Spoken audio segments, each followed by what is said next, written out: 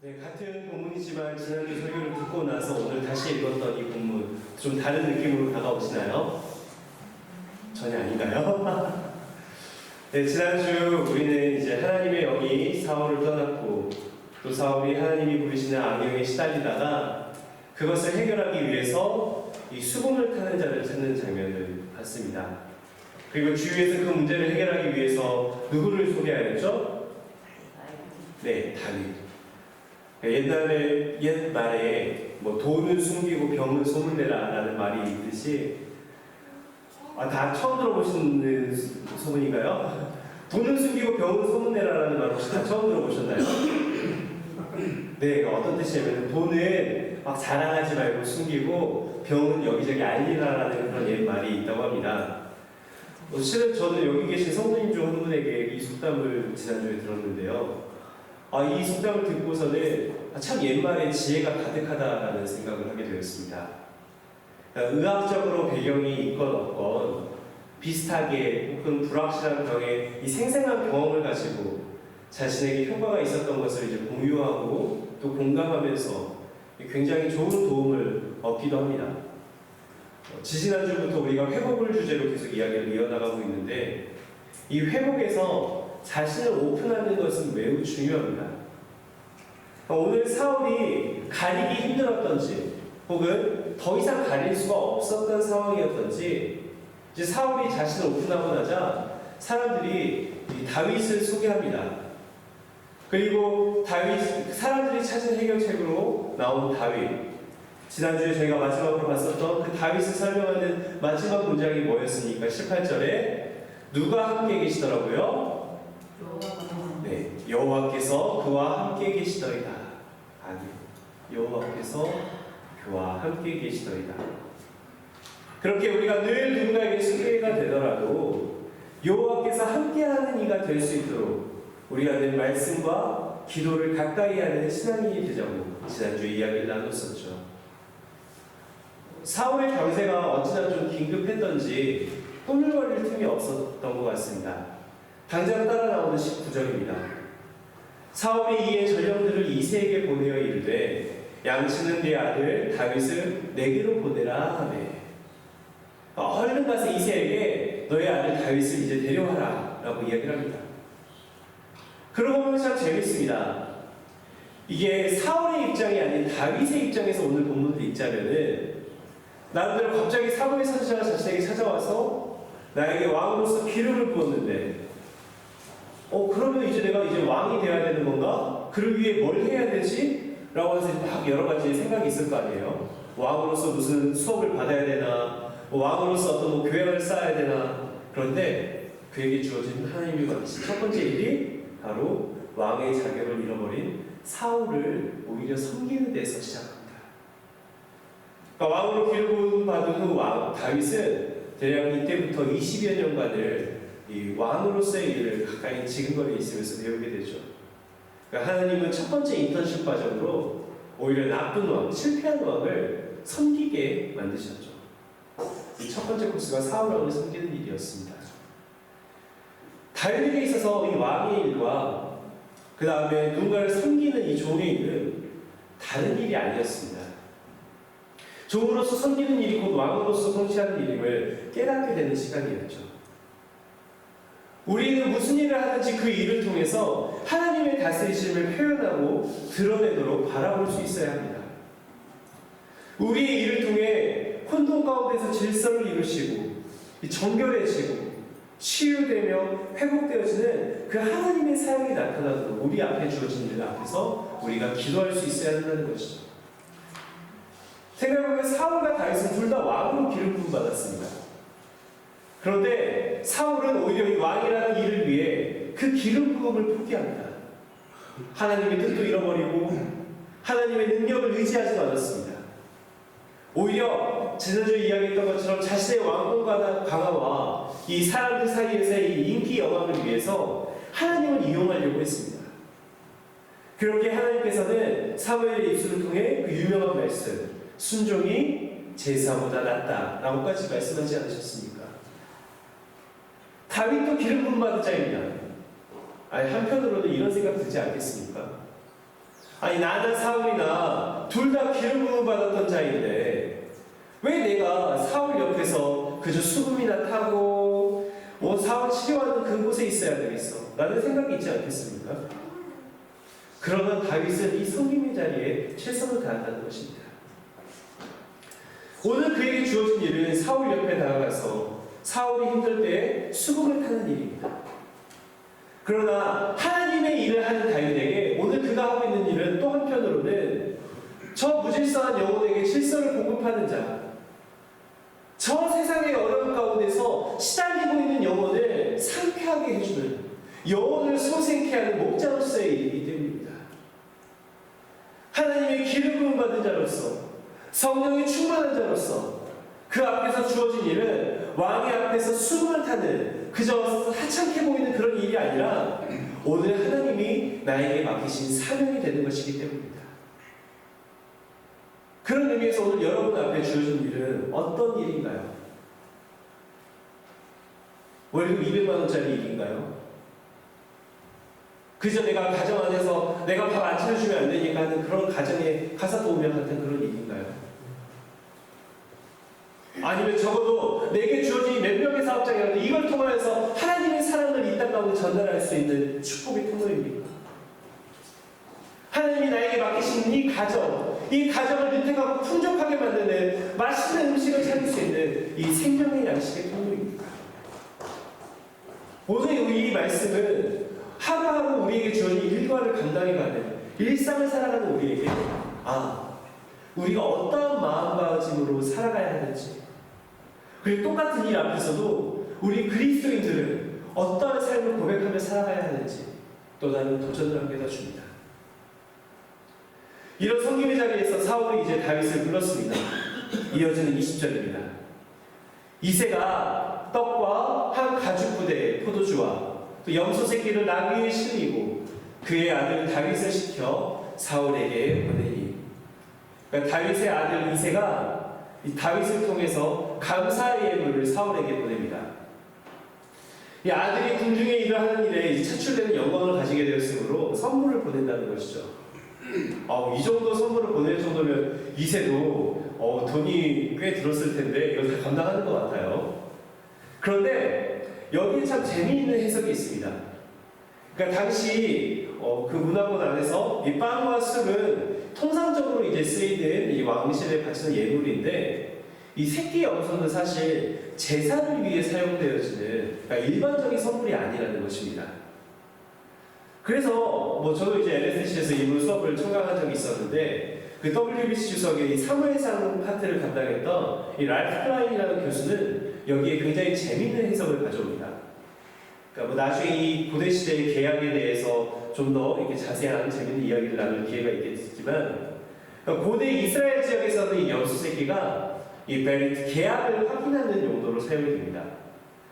그러니까 고대 제사를 지낼 때 저희가 염소를 사용하잖아요. 그러니까 어떤 의미냐면은 신과 인간의 만남 앞에서도 그러니까 속죄제물로 어린 양을 상대했듯이 이렇게 염소를 갈라서 베리트 계약의 의미가 연결이 되는 것이죠. 그러니까 지금 우리가 어떤 위치에 있는지 그리고 서로 어떤 의무를 다해야 되는지 이런 거를 다시 한번 확인하는 그 용도로 사용했던 게 오늘 본문에 나온 염소 새끼라는 것입니다. 그러다 보니 사회 안에서 이 선물이 주어질 경우에는 이 사울과 이새 관계에서 사울 당신은 왕이고 이새인 나는 그에 속한 백성이라는 이 사회적 계약과 충성에 대한 표징이라는 것인데, 그렇다면 본문에서 왜 이 염소가 필요했을까? 여러분들 아시는 것처럼 오늘 읽었던 본문 바로 앞에 보면은 누가 이새의 집에 찾아오죠? 우리가 지금 읽고 있는 성경의 주인공인 사무엘. 사무엘이 이새에게 찾아와서는 그 이새의 아들 중 한 명을 그 다윗을 두고서 너가 뭐가 될 거라고 이야기를 하죠? 왕이 될 거라고 이야기하죠. 그리고는 기름 붓고 돌아가지 않습니까? 그런데 지금 본문을 보니까 바로 뒤에 등장하는 게 지난주부터 우리가 읽었던 이 본문입니다. 그러니까 이 다윗의 아버지인 이새는 그렇지 않아도 지금 다윗의 진가를 알아보지 못하고 그는 그저 말재라고 무시했던 그 이새가 이제 다윗이 기름 부음 받았다는 이 소문이 났다가는 혹여라도 이 반역죄가 걸리지 않겠습니까? 그렇게 조마조마한 상황에서 갑자기 사울이 이 딱 그 기름 받은 아들 다윗을 꼭 집어서 데려오라고 하니 지금 심장이 얼마나 콩닥거리겠습니까? 겉으로야 치료를 목적으로 부른다는데 그 핑계로 지금 다윗의 반역죄를 치를 것인지 잘못했다가 우리가 멸문지화라고 하지 않습니까? 온 가족들이 지금 망하게 되는 것은 아닌지. 그러자 이 다윗에게 이 술과 떡만 보내는 것이 아니라 이 새끼 염소까지도 함께 들려보낸다는 거죠. 이렇게 다양한 각도로 읽으니까 본문이 조금 더 풍성해지죠. 그런데 여러분, 이 어니제리스키의 모르고 사는 즐거움이라는 책에 보면은 제가 참 좋아하는 이런 명언이 있습니다. 걱정의 40%는 절대 현실로 일어나지 않는다. 걱정의 30%는 이미 일어난 일에 대한 것이다. 걱정의 22%는 사소한 고민이고 걱정의 4%는 우리 힘으로 어쩔 도리가 없는 일에 대한 것이다. 오직 나머지 그 96%가 아닌 나머지 걱정의 4%만이 우리가 띄워주면 참 좋겠죠? 그 다음 거예요. 우리가 바꿔놓을 수 있는 일에 대한 걱정이라는 것입니다. 그러니까 걱정 중에 대부분은 하지 않아도 될 걱정이라는 건데 이새가 지금 다윗을 보내면서 이 노심초사 우리 집이 반역자 집안으로 몰리는 게 아닌가 걱정을 하고 있는데 이 사윗과 다윗의 만남 어떤 일이 벌어집니까? 이 21절입니다. 우리 21절 다 같이 한번 큰 소리로 읽어보겠습니다. 시작.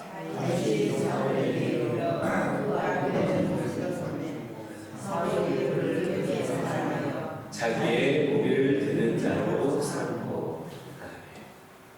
그러니까 한마디로 한눈에 마음에 든 거예요. 한눈에. 사울이 그를 바라보자마자 크게 사랑하며 그냥 자기가 마음에 든 정도가 아니라 어느 정도까지 좋아했느냐, 내 무기를 맡기는 사람이 된다고 합니다.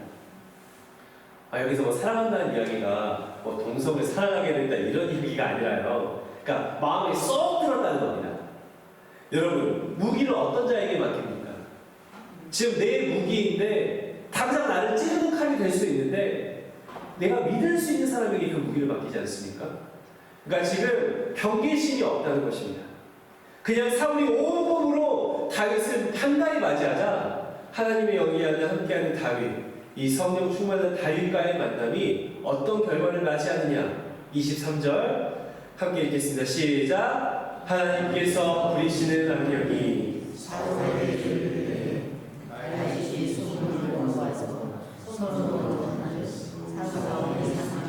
낳고 악령이 그에게서 떠나가라. 아멘.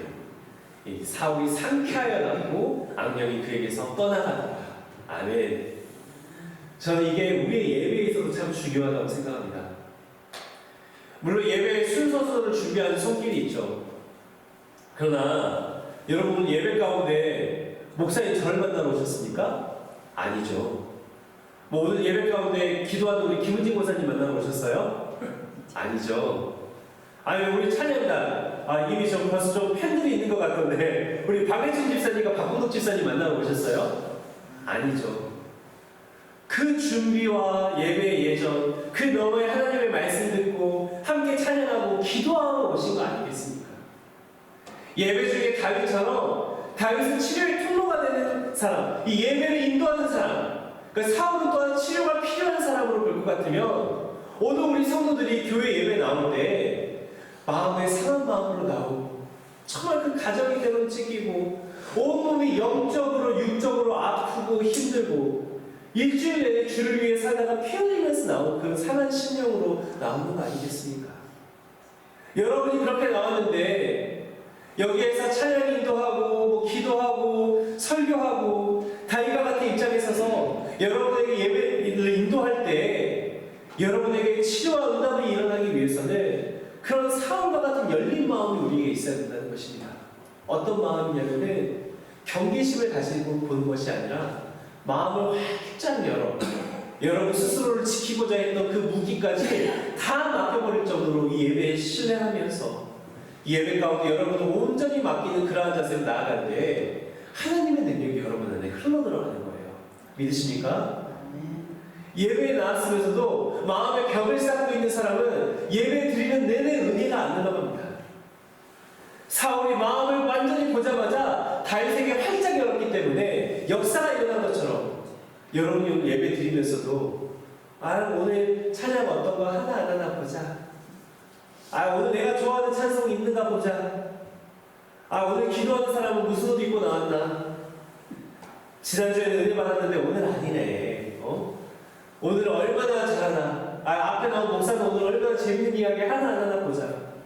경계심을 이만큼 쌓고 마음을 꼭 닫아놓고 어디 내 마음 한번 열어봐라 라는 식으로 여러분 마음에 담을 쌓고 예배하면 어떤 예배가 있어도 흘러갈 수 있겠습니까?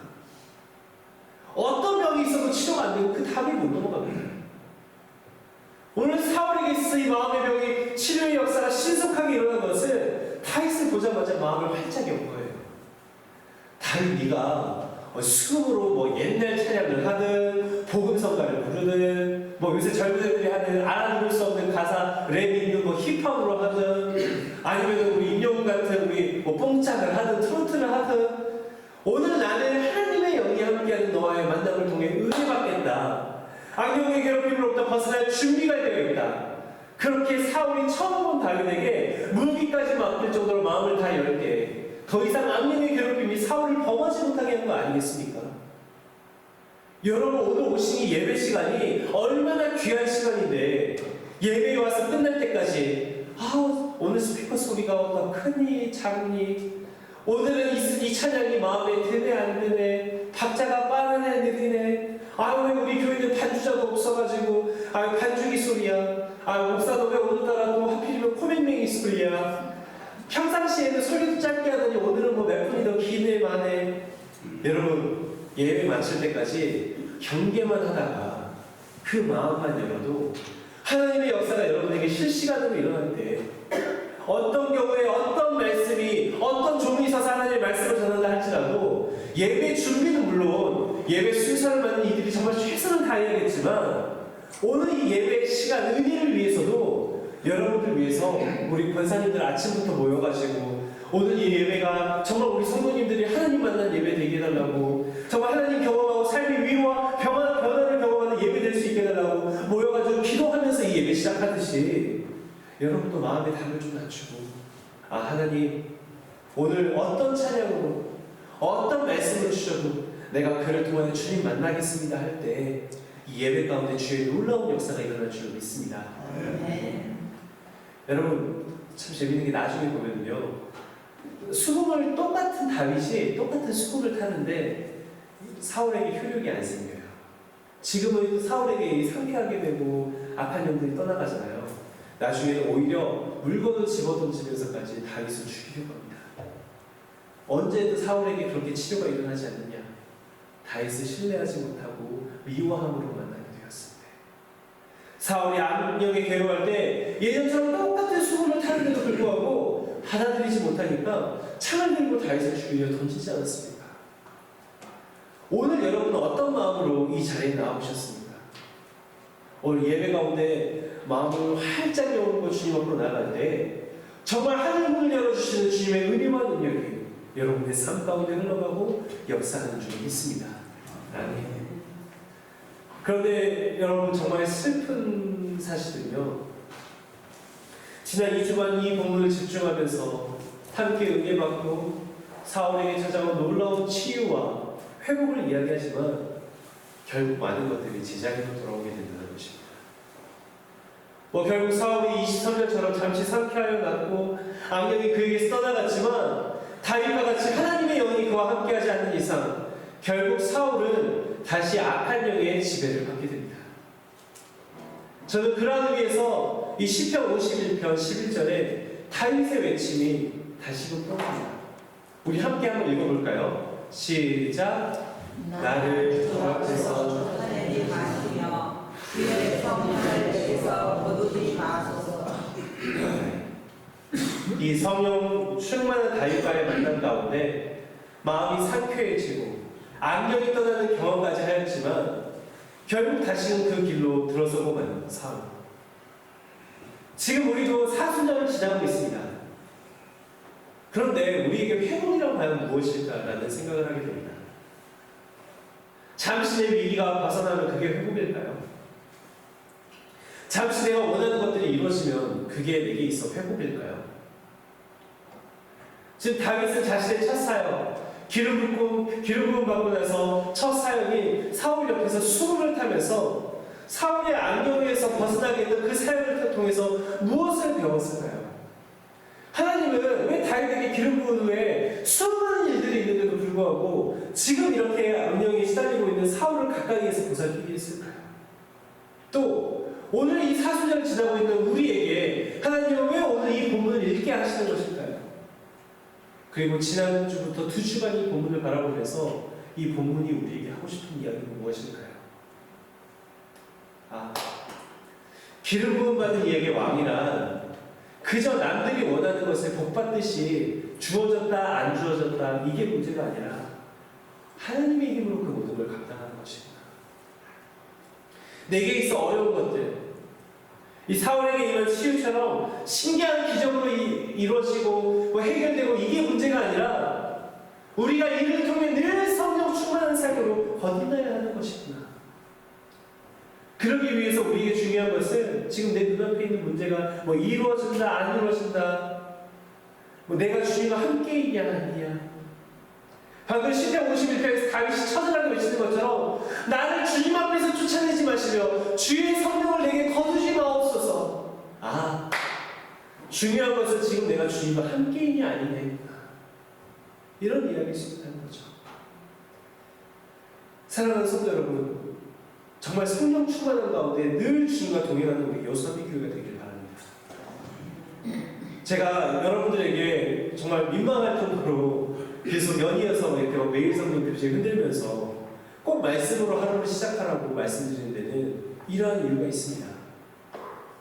여러분, 예배 때 우리가 열린 마음으로 이제 나아가고 정말 뜨거운 하나님의 은혜가 우리의 삶 가운데 한번 임했다고 하죠. 다윗과 사울의 만남처럼 정말 놀라운 은혜가 경험되고 정말 내 삶을 억누르는 여러 가지 것들이 싹 씻겨져 나가는 그런 놀라운 기적이 우리 삶에 찾아온다 할지라도 우리가 매일매일 같이 말씀을 가까이 하고 기도하지 않는다면 오늘 그 어떤 은혜도 우리에게 찾아오지 않는다는 것입니다.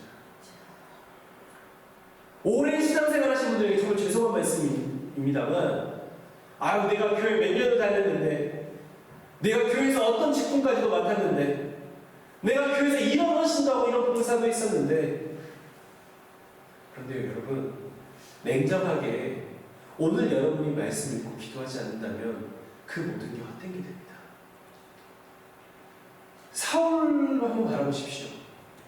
하나님의 선지자로부터 기름받고 모두가 그 용모가 너무너무 준수하고 빼어난 이야말로 왕이 될 자라라 하지 않았습니까?